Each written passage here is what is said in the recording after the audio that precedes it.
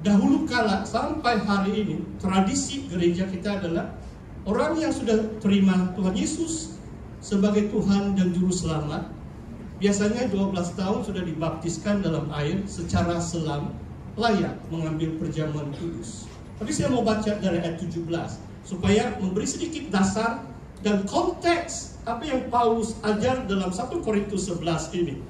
Buka telepon kita atau kitab kita masing-masing. Saya bacakan dari ayat 17 bab yang ke-11 1 Korintus.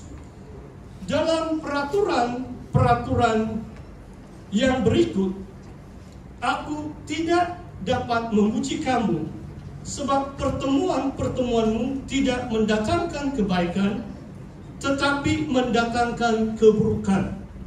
Sebab pertama-tama aku mendengar bahwa apabila kamu berkumpul sebagai jemaat atau jemaah biasanya bahasa Indonesia, jemaat bahasa Melayu, ada perpecahan di antara kamu, dan hal itu sedikit banyak aku percaya, sebab di antara kamu harus ada perpecahan, supaya nyata nanti siapakah di antara kamu yang tahan uji. Apabila kamu berkumpul, kamu bukanlah berkumpul untuk makan perjamuan Tuhan. Ini teguran Paulus lah ini. Paulus katakan, kamu sebenarnya berkumpul untuk perjamuan Tuhan, tapi sebaliknya yang berlaku. Sebab ayat 21, pada perjamuan itu tiap-tiap orang memakan dahulu makanannya sendiri, sehingga yang seorang lapar dan yang lain mabuk. Apakah kamu tidak mempunyai rumah sendiri untuk makan dan minum?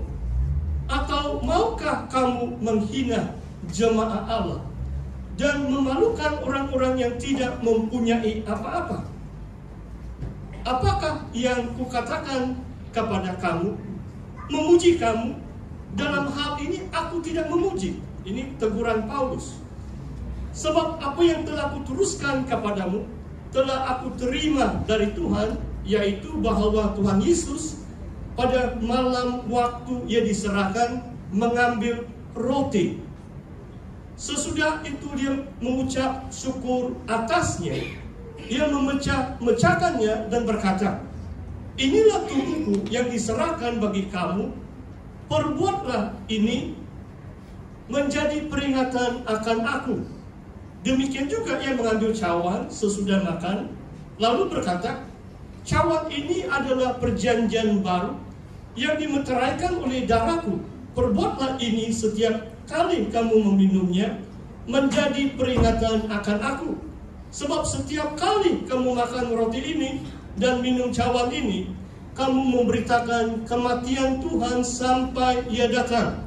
Jadi barang siapa dengan cara yang tidak layak makan roti atau minum cawan Tuhan, ia berdosa terhadap tubuh dan darah Tuhan.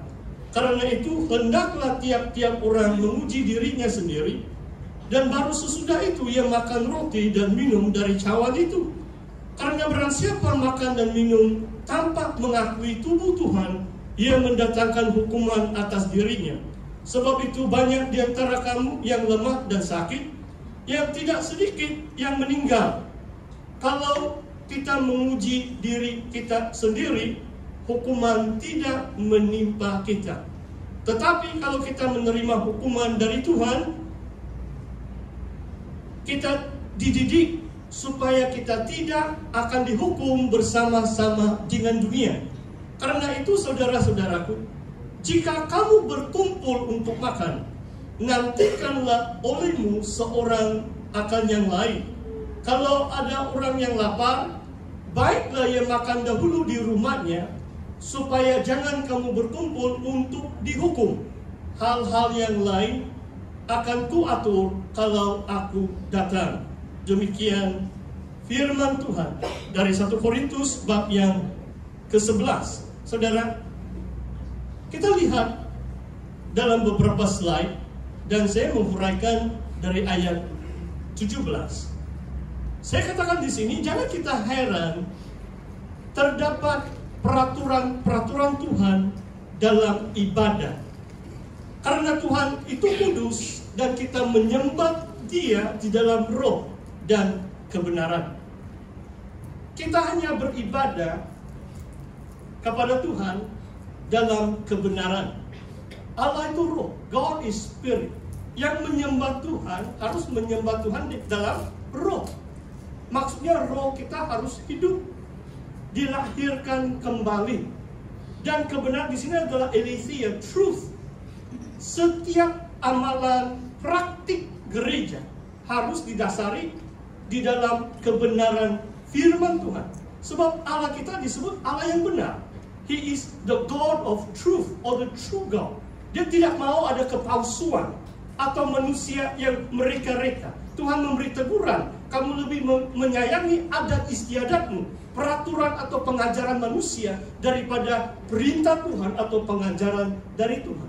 Itulah begitu penting kita tahu, menghargai dan juga menafsir firman Tuhan dalam Alkitab kita. Saudara, kalau saudara menyelidiki 1 Korintus 11, sebenarnya ada 4 bab, 11, 12, 13, 14.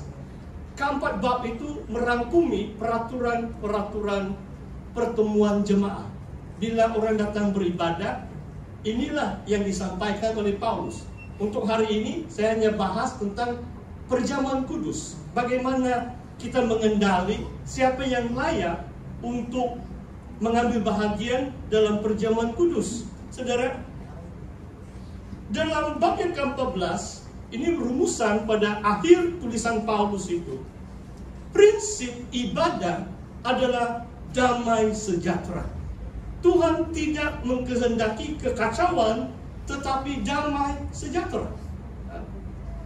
Itulah saya berusaha mendorong ujian penyembahan kalau tim, supaya ada masa-masa pertenang macam senyap, supaya siapa yang masuk dalam gedung gereja, mereka boleh merasakan damai sejahtera. Bukan macam kacau atau terlalu bising dan sebagainya. Memang ada masa, tadi pun ada masa, wah saya macam mau berteriak, tapi belum lagi saya berteriak haleluya, nanti baru kita praktik lah. Maksudnya ada masa-masa kita, wah bersuka cita kan, ada teriakan, sorak-sorai.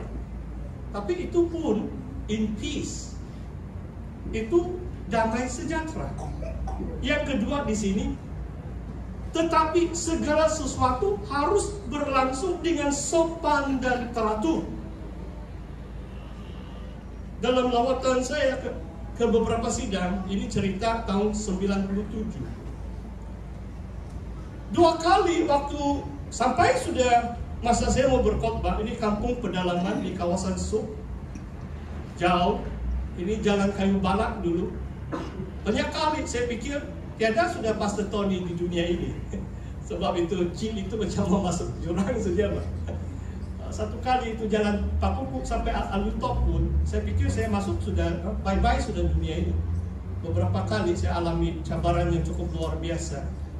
Saya orang bandar, bukan pandai masuk di kampung pun, tapi karena panggilan Tuhan ini pasti cerita saja. Waktu saya mau bukan sudah membaca sudah itu ayat, tiba-tiba ada seorang wanita berdiri, dia bahasa roh. Jadi saya coba menilai, adakah bahasa roh itu dari Tuhan? Adakah? Sebab dalam Korintus 14 mengatakan harus ada yang menterjemah. Bahasa roh, kalau tidak harus diam. Maksudnya kita dalam penyembah kita boleh pakai bahasa roh kita senyap-senyap lah. Kadang-kadang keluar juga bahasa roh saya. Tapi saya tidak mau ganggu orang sebelah kiri kanan saya kan. Nah. Terus saya suruh dia diam. Saya rasa itu bukan dari Tuhan. Saya bilang sila duduk sebab saya mau berkhotbah sudah. Dia duduk juga. Bila saya start baca lagi dia berdiri di bahasa roh lagi. Kali kedua saya suruh dia duduk, saya mau baca lagi kali ketiga dia bangun dan dia bahasa roh. Dan saya tahu itu bukan dari Tuhan, sebab itu macam kacau lah, maksudnya itu kacau kan. Bagaimana saya boleh sampaikan firman Tuhan kalau Andreas tiba-tiba bahasa roh? Terputuslah khotbah pastor kan. Nah, tapi kalau dari Tuhan, oke, saya boleh berhenti, ada orang terjemah boleh. Kalau dalam konteks Korintus 14, semua berlangsung dengan sopan dan teratur. Kali ketiga, mungkin roh saya pun semakin panas sudah. Saya bilang, kamu silakan duduk, diam, dengar firman Tuhan. Macam saya perintah itu roh supaya diam, tunduk, dan kemudian dia tidak mengganggu. Saya dapat menyampaikan firman Tuhan dengan baik. Saudara, inilah prinsipnya. Tuhan mau damai sejahtera dalam ibadat. Semua berlangsung sopan dan teratur. Kalau tidak juga semestinya, saya share dengan beberapa pemimpin, supaya mana tahu ada orang yang baru. Saya anggota penuh Sidang Hindu Borneo sejak tahun 89. Saya masuk pelayanan tahun 94. Ditabis sebagai pastor 6 hari bulan Desember 96. 28 tahun lebih sudah saya sudah ditabis sebagai pastor. Dan saudara, begitu penting sekali dalam suasana ibadah itu semua harus berjalan dengan baik. Dan kalau dalam konteks pemahaman saya pernah, tadi saya bersaksi, saya pernah beremail dengan anak Stanford Young, missionary pertama, kemudian travel bike bersama kedua mereka menginjili orang-orang Missouri. Di Ranau, saudara boleh baca itu sejarah SIB dalam buku Mabuk Sebelum Fajar. Dan pendeta Meripa, Ellen Belcher pun beberapa kali, saya ini sudah tua sedikit Pak, jadi saya kenal ini beberapa perintis yang sudah 70-an, 80-an, waktu saya baru masuk pelayanan. Jadi yang disebut ethos kita ini adalah low church. Low church maksudnya macam pastor, macam hari ini smart juga, saya pakai tie juga kan. Tapi tiada juga uniform. Saudara tahu kalau ada pastor pendeta gereja lain itu, kadang-kadang mesti ada jubah lah, kan? Ada itu collar putih lah. Ini saya bukan mengkritik kan. Masing-masing gereja ada mereka punya peraturan. Ada salib besar-besar lah di tengah-tengah. Tapi saya tidak apa-apa, paling-paling necktie saja. Itulah disebut ethos gereja SIB adalah low, L-O-W. Bukan kita rendah atau macam cincai, tidak. Cuma kita mengutamakan kebenaran firman Tuhan, kebebasan, gerakan roh itu. Bukan terpaksa mau ada seragam, mesti ada orang pakai collar baru boleh berdoa dan seperti itu.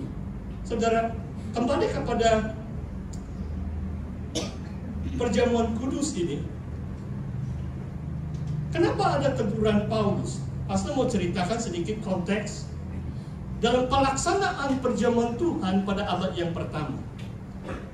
Di sini jelas ada perbezaan di antara rumah-rumah keluarga itu dengan pertemuan jemaah. 300 tahun pertama, 3 abad yang pertama, hanya abad yang keempat Maharaja Konstantin menjadi Kristen, baru dia istiharkan boleh bangun itu gedung gereja. Dahulu kala jemaah berkumpul di mana? Di rumah kan? Mereka berkumpul di rumah. Jadi kalau kamu minat, so pastor banyak buku di rumah. Abad yang kedua ada bukti, ada penggalian arkeologi rumah-rumah orang Kristen dahulu kala. Kalau orang yang berada, orang yang kaya, mereka kasih besar itu ruang sampai 150 sampai 200 orang boleh berkumpul, tapi di dalam rumah. So waktu itu belum ada gedung gereja macam kita, belum ada bangunan gereja yang macam nama gereja lah. Mereka bertemu di rumah. Jadi Paulus menyuruh mereka, kebaktian persekutuan ibadah abad pertama biasanya diadakan pada waktu malam. Ini waktu malam ini. Jadi Paulus mengatakan, bagus kamu makan dulu di rumah. Bila kamu datang